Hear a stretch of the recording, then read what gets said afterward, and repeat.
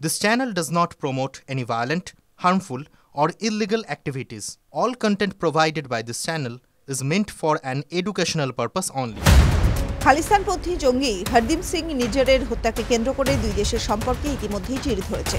এবার ভারতের বিরুদ্ধে নতুন অভিযোগ কানাডার বিদেশি হস্তক্ষেপ কমিশন একটি রিপোর্টে দাবি করেছে, কানাডার নির্বাচনে বিদেশি হস্তক্ষেপের নিরিখে চীনের পরেই সবচেয়ে বেশি সক্রিয় ভারত।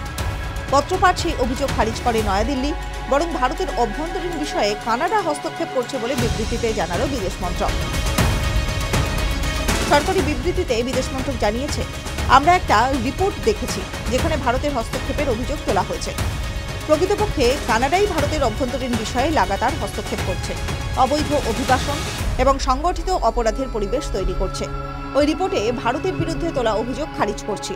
আশা করছি অবৈধ অভিবাসনে উৎসাহ দেওয়া বন্ধ হবে। গত বছরের মে মাসে প্রাথমিক রিপোর্টে চীনকে নিশানা করে কানাডা জানিয়েছিল, কানাডার বিষয়ে ধারাবাহিকভাবে হস্তক্ষেপ করছে চীন।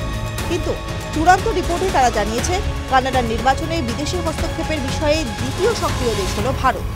কানাডার বিদেশি হস্তক্ষেপ কমিশনের নেতৃত্ব দিয়েছেন কমিশনার মারি-জোস হগ। তিনি তদন্তে লেখেন, চীনের মতো ভারত কূটনৈতিক অফিসার এবং প্রক্সি এজেন্টদের মাধ্যমে হস্তক্ষেপ করেছে।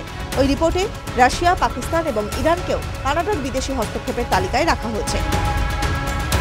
2023 সালে জুনে কানাডায় খুন হন খালিস্তানপন্থী জঙ্গি হরদীপ সিং নিজ্জর।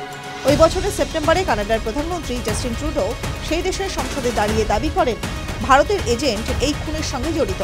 তৎক্ষণাৎ ভারত তার প্রতিবাদ করে। ট্রুডোর এই দাবি অবাস্তব এবং রাজনৈতিক উদ্দেশ্য প্রণোদিত বলে জানিয়ে দেয় নয়াদিল্লি। ট্রুডোর মন্তব্যের প্রভাব পড়ে দুই দেশের কূটনৈতিক সম্পর্কে। এবার কানাডার নতুন অভিযোগ ঘিরে দুই দেশের দ্বিপাক্ষিক সম্পর্কে আরও প্রভাব পড়বে বলে মনে করছে কূটনৈতিক মহল। TV9 Bangla digital.